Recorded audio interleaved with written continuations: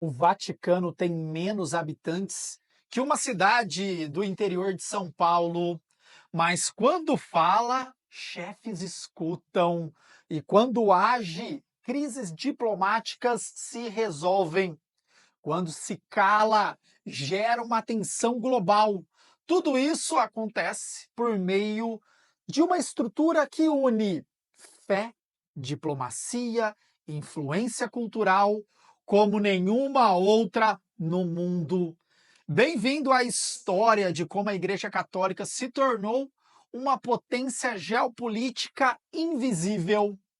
Enquanto a China vai lá e investe em infraestrutura, os Estados Unidos alianças militares e a Rússia em energia, a Santa Sé investe em palavras, usa língua e molda políticas que influenciam em decisões de guerras e negociações de paz. E o que pouca gente sabe é que o Vaticano opera com técnicas dignas de uma verdadeira diplomacia internacional. E hoje vou te apresentar os bastidores desse poder que não depende de tanques, mas sim de influência e comanda muito a dinâmica geopolítica global. Mas antes te peço, vote no Geografia no prêmio do YouTube Educação. E menos de 1% votam. É muito triste, cara. A galera não vota, não clica. É 2 cliques. Um clique no link, um clique no Geografia. Vai ajudar muito esse canal a crescer.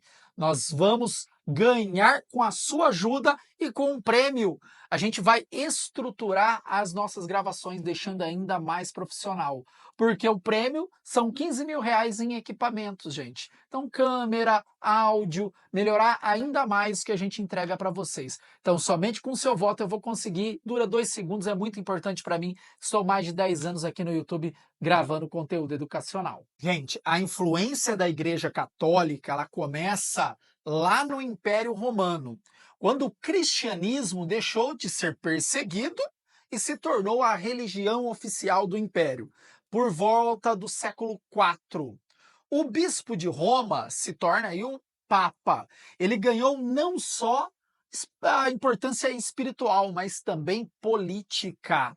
Ao longo da Idade Média, a igreja não apenas evangelizava, mas ela também nomeava reis, organizava as cruzadas e decidia disputas territoriais. Lá em 800 depois de Cristo, foi um papa que coroou Carlos Magno como o imperador. Olha a importância da igreja. Isso mostra o grau de poder simbólico que o papa já exercia há mais de 1000 anos. Depois, com os estados papais, o Papa virou chefe de Estado, com direito até a exército, impostos e tribunais próprios. Aí nós tivemos aí a perda do território. Foi, na prática, um divisor de águas. Mas o que parecia ser o fim da influência papal acabou sendo o começo de um novo tipo de poder. Ao ser reconhecida como sujeito de direito internacional, lá em 1929, a Santa Sé não precisou mais de terras para ter poder. Bastava ter o quê? Embaixador em cada país.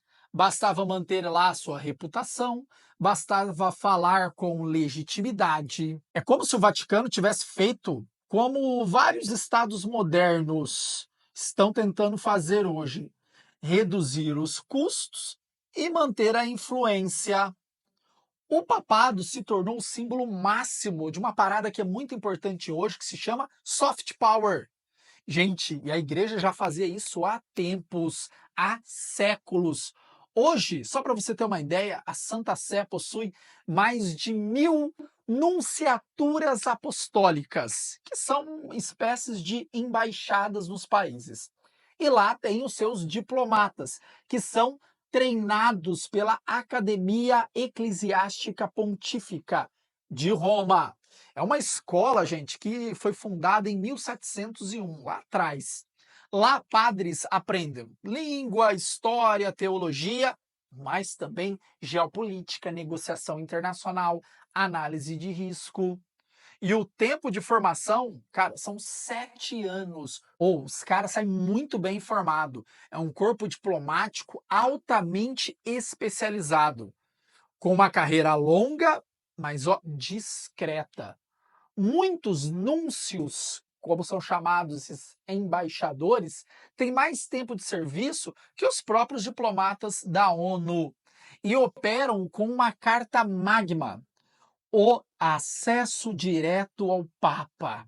Cara, isso é mega importante. Então, eles chegam lá no Papa e discutem as temáticas geopolíticas. Só para vocês terem uma ideia, nenhum chefe de Estado tem uma rede tão bem formada em tempo real do que a Santa Sé. Graças a quem? Cara, olha o tanto de paróquia que tem espalhada pelo mundo todo. O soft power da Santa Sé se manifesta em vários níveis. Só para você ter uma ideia, cara, olha que loucura. São 221 mil escolas católicas, 5.500 hospitais, centenas de universidades e, claro, milhões de fiéis engajados em ações sociais. Essa rede se torna também uma rede de influência. É por isso, gente, que quando o Papa visita um país, tudo para. É mais do que um evento religioso, é um momento político. Em 2015, só para você ter uma ideia, o Papa Francisco discursou no Congresso dos Estados Unidos e na Assembleia Geral da ONU. Nesses discursos, ele falou sobre imigração, mudança climática, pobreza, usando uma linguagem ética, mas, claro, com impacto político. Sua encíclica Laudato Si influenciou diretamente as negociações da COP21 lá em Paris. Isso não é só religião, é uma diplomacia climática. Além, gente, dos casos de influência direta da igreja, como o caso que envolveu o canal de Beagle, né, a treta entre Argentina e Chile, ou Cuba e Estados Unidos em vários episódios, fora aqueles menos conhecidos, mas muito reveladores, importantes. O Vaticano atuou como observador em negociações entre governos de oposição.